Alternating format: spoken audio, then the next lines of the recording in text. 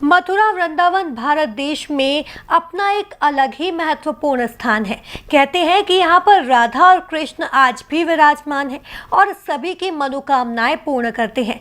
कार्तिक के महीने में गोवर्धन पर्वत की परिक्रमा का बड़ा महत्व है।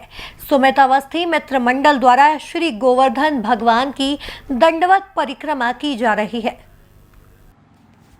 भगवान श्री कृष्ण जिनकी लीला अपरंपार है, उन्हीं की कुछ लीलाओं में से एक है गिरिराज पर्वत, जिसे गोवर्धन पर्वत के नाम से भी जाना जाता है।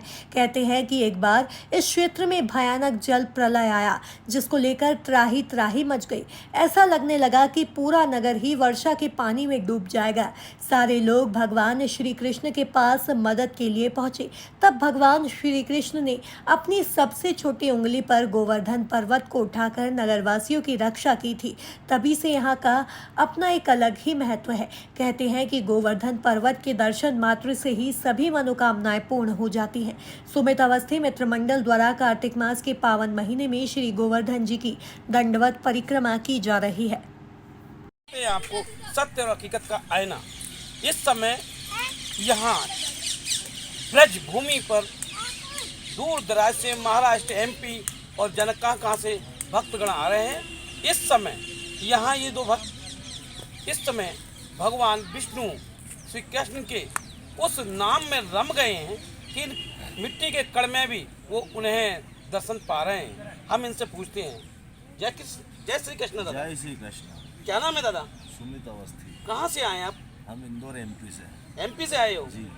तो कितने समय हो गए आपको यहाँ आते आते? आज हमको 4 दिन हो गए हैं। नहीं, 4 दिन तो आपको दंडोत करते हुए हो गया। इससे पहले पिछले समय में कितने समय से आते? हमारे परिवार में साहब जी समझ लो कि हमारे माता पिता हर महीने में दो बार आते हैं। 2 तीन बार आ जाते हैं। इतने भक्त हैं आप? प्रभु की ऐसी कृपा, राधा रानी की ऐसी कृपा है पूरे परिवार पे, पूरे इंदौर पे और पूरे देशवासियों पे। तो आनंद ही आनंद है। आनंद है। आनंद। ठाकुर जी की ऐसी कृपा है कि कुछ भी मत लेके आओ, सिर्फ आ जाओ। क्षण भर में सारी सुविधा, सारी आपको रहने खाने पीने सारी, और अकेले भी आ जाओ, ठाकुर जी पूरा ध्यान रखते हैं। ठाकुर जी सबका ही ध्यान रखते हाँ। हैं और अपने भक्तों का। अरे तो प्रभु भक्तों का तो फिर समझ लो, सुदामा जी के जब ठाकुर जी चरण धो रहे हैं और उनको दोनों तीनों लोग दे दिए, तो रुक्मणी जी हाथ पकड़ रही हैं कि प्रभु एक लोग हमको, तो आप तो तीनों लुटा दोगे, वो तो लुटाने वाले हैं। ऐसी क्या गलती बनी उस दिन ब्राह्मण पर, जिसके लिए भगवान श्री कृष्ण ने उन्हें इतनी बड़ी जो भक्ति दे डाली? ये तो देखो, सुदामा जी तो समझ लो प्रभु के बहुत असीम भगत थे, उनकी तो कल्पना ही नहीं है, ना उनके शरीर इस सृष्टि में कोई हो सकता है। और सुदामा जी भिक्षु को गरीब नहीं थे, वो भगवान के बहुत बड़े भक्त थे।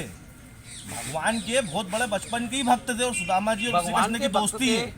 मैं आपसे ये पूछना चाहता हूँ, भगवान के सुदामा जी भक्त थे या सुदामा जी के भगवान भक्त? नहीं, कृष्ण भगवान तो समझ लो कि ओ 2 ही जने। कृष्ण भगवान तो खुद दौड़े चले आ रहे हैं, गमछा गिर रहा और रुक्मणी जी बोल रही है प्रभु सर पे मुकुट भी नहीं। जब सुदामा जी द्वार गेट के जब भगवान जी करने आए, तो प्रभु दौड़ते हुए उनके आंसुओं से चरण धो रहा है। तो भगवान तो श्री कृष्ण सुदामा जी के अनन्य भक्त थे, और सुदामा जी भी भक्त थे भगवान के। इसका मतलब तो ये हुआ नर और नारायण का मिलाप। प्रभु एक ही है, नर नारायण एक ही है। शंकर पार्वती जी एक ही है, राधा रुक्मणी जी एक ही है। प्रभु ये तो नारायण और नर के बिना तो फिर सृष्टि नहीं है ना।